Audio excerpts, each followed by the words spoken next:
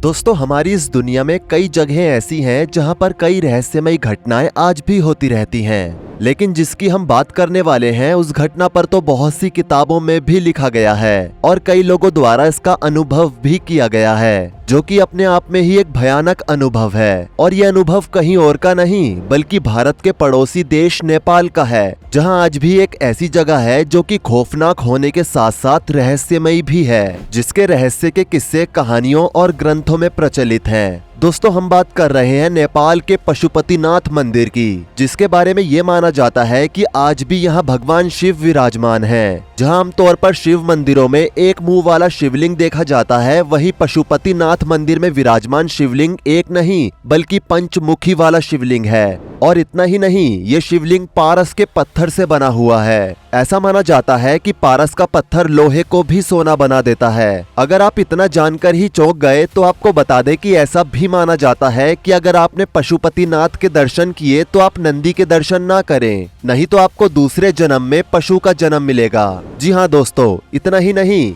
इस मंदिर के पास एक घाट भी मौजूद है। इस घाट के बारे में बोला जाता है कि यहाँ आधी रात को अजीब सी आवाजें और चीखें सुनाई देती हैं। ये घाट सूरज ढलते ही खौफनाक मंजर में तब्दील हो जाता है और हर तरफ सन्नाटा ही सन्नाटा पसर जाता है। लेकिन ऐसा क्यों और किस लिए होता है, ये आज भी एक रहस्य का विषय है। तो चलिए पर्दा उठाते हैं इस जगह के अद्भुत रहस्यों की पौराणिक कथाओं से।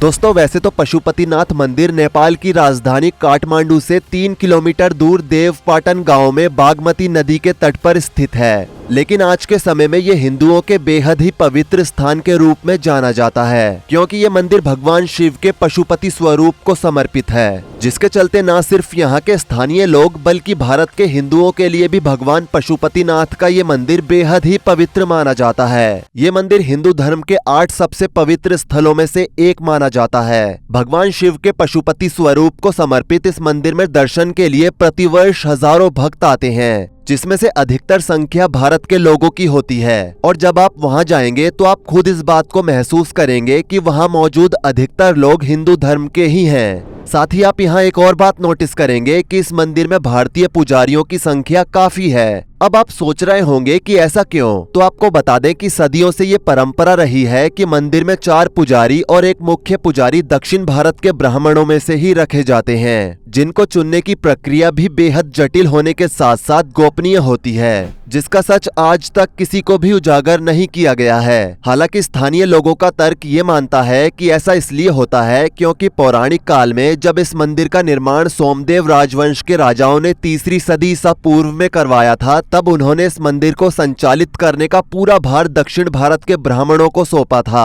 और तब से ये परंपरा ऐसे ही चली आ रही है। दोस्तों, अगर बात करें पशुपतिनाथ मंदिर की कहानी की, तो पशुपतिनाथ काठमांडू घाटी के प्राचीन शासकों के देवता रहे हैं। हालांकि तब से मूल मंदिर कई बार नष्ट हुआ, लेकिन प्रेजेंट में मौजूद जो मंदिर है उसे नरेश भूपलेंद्र मल्ला ने 1697 में बनवाया था। तब से ये मंदिर वैसा का वैसा ही है। वैसे तो पशुपतिनाथ मंदिर की कहानी के बारे में बहुत ही ज्यादा मतभेद मिलता है, लेकिन अगर आप गौर करेंगे तो देखेंगे कि सभी प्रचलित कहानियों में लगभग मिलता जुलता वर्णन मिलता है। अगर भारतीय ग्रंथों के अनुसार देखें तो पशुपतिनाथ मंदिर के विषय में मान्यता है कि महाभारत युद्ध में विजय के बाद पांडव अपने गुरुजनों और सगे संबंधियों को मारने के बाद दुखी थे और अपने पापों से मुक्ति चाहते थे, जिसके लिए वो भगवान श्री कृष्ण के पास गए और अपने पापों से मुक्ति का उपाय पूछा। तब भगवान श्री कृष्ण ने उनसे कहा कि भगवान शिव ही आपको पापों से मुक्त कर सकते हैं। भगवान श्री कृष्ण के कहने पर पांडव शिव जी को मनाने चल पड़े।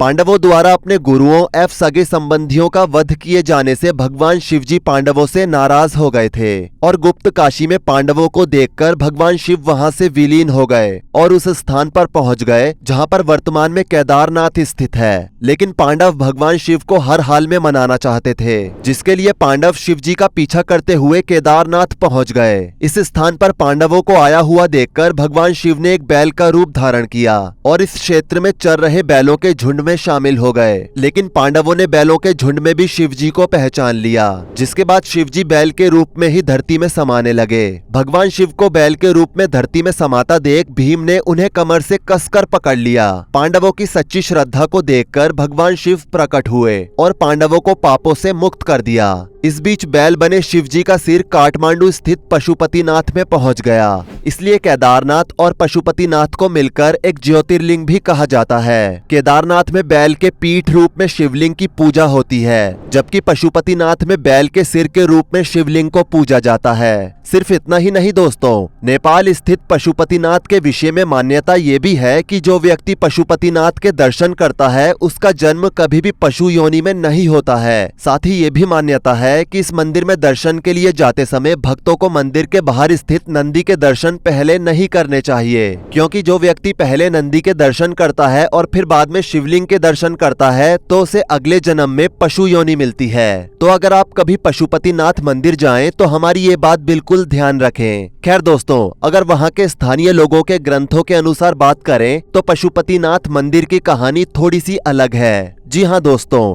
स्थानीय ग्रंथों के अनुसार विशेष तौर पर नेपाल महात्म्य और हिमवत खंड के अनुसार भगवान शिव एक बार वाराणसी के अन्य देवताओं को छोड़कर बागमती नदी के किनारे स्थित मिर्गस्थली चले गए, जो बागमती नदी के दूसरे किनारे पर जंगल में है। भगवान शिव वहां पर चिंकारे का रूप धारण कर निद्रा में चले गए। जब देवताओं ने उन्हें खोजा और उन्हें वाराणसी वापस लाने का प्रयास किया तो उन्होंने नदी के दूसरे किनारे पर छलांग लगा दी। कहते हैं कि इस दौरान उनका एक सिंग 4 टुकड़ों में टूट गया। इसके बाद भगवान पशुपति चतुर्मुख शिवलिंग के रूप में प्रकट हुए। हालांकि दोनों ही कहानियों में तो मतभेद हमेशा रहेगा, लेकिन एक बात जो दोनों में एक है वो ये कि ये मंदिर शिवजी की पवित्र भूमि है, जहाँ पर शिवजी खुद ही अवतरित हुए थे। तब से ही शिवजी रूपी इस शिवलिंग को पूजा जाने लगा।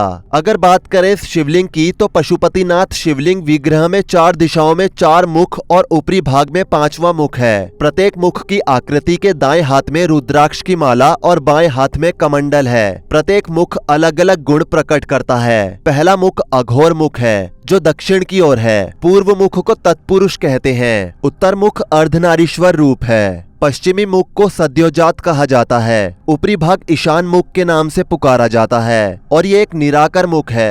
कहते हैं कि यही भगवान पशुपतिनाथ का श्रेष्ठतम मुख है। दोस्तों, ये बात तो हो गई पशुपतिनाथ मंदिर के शिवलिंग की बनावट की, लेकिन अगर हम कहें कि इस शिवलिंग में ऐसा भी कुछ है जो कि इसे और भी ज्यादा रहस्यमयी बनाता है तो आप क्या कहेंगे? तो आपको बता दें कि ये शिवलिंग कोई आम पत्थर से नहीं बना हुआ है, बल्कि ये पारस के पत्थर से बना हुआ है, जो कि अपने आप में ही एक रहस्यमयी पत्थर है। ऐसा इसलिए क्योंकि ये किसी भी लोहे की धातु को सोने में बदल सकता है। जी हाँ दोस्तों, ये सच है और ऐसा सिर्फ और सिर्फ यही देखने को मिलता है। लेकिन इस चमत्कार को सचमुच में देखने के लिए भी एक शर्त है, और वो ये कि अगर आप साफ मन से और बिना लालच के इस मंदिर में जाते हैं और लोहे की किसी धातु को इस शिवलिंग पर छुआकर वापस लाते हैं तो आप पर किसी न किसी रूप में पशुपतिनाथ जी की महिमा जरूर बरसेगी। दोस्तों, इस मंदिर से जुड़ी हुई एक रहस्यमयी बात ये भी है कि जब साल 2015 में नेपाल में भयंकर भूकंप आया था तो पशुपतिनाथ मंदिर के इर्द गिर्द की बड़ी बड़ी इमारतें अस्त व्यस्त हो गई थी।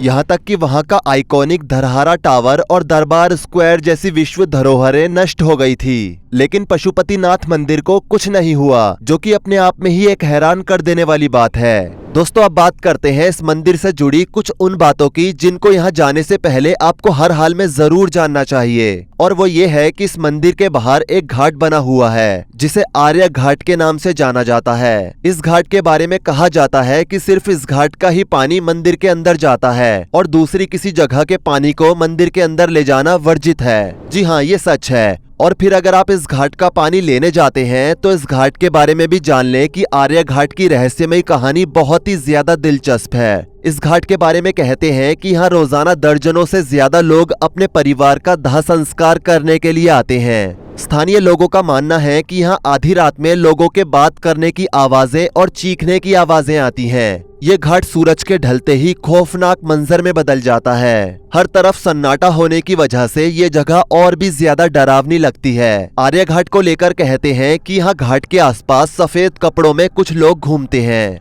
तो अगर आप यहाँ से पानी लेने जाएं तो कृपया सावधानी बरतें और हो सके तो ये काम दिन में ही करें ताकि आप सुरक्षित रह सकें। दोस्तों, ये तो आप सभी जानते होंगे कि बिना चिंगारी के धुआं नहीं निकलता। वैसे ही अगर यहाँ ऐसी बातें प्रचलित हैं तो उनमें कुछ ना कुछ सच्चाई तो जरूर होगी, लेकिन साइंस आज भी इन सभी बातों को सिर्फ एक अफवाह मानती है। आपका क्या विचार है? क्या सच में ऐसा कुछ होता है या ये सिर्फ एक वहम है? हमें कमेंट करके जरूर बताएं। और अगर आप भी पशुपतिनाथ मंदिर के इन सभी रहस्यों को मानते हैं तो वीडियो को लाइक करें और ऐसी ही और वीडियोस के लिए इस चैनल को सब्सक्राइब करके बेल नोटिफिकेशन को भी ऑल पर सेट कर लें। धन्यवाद।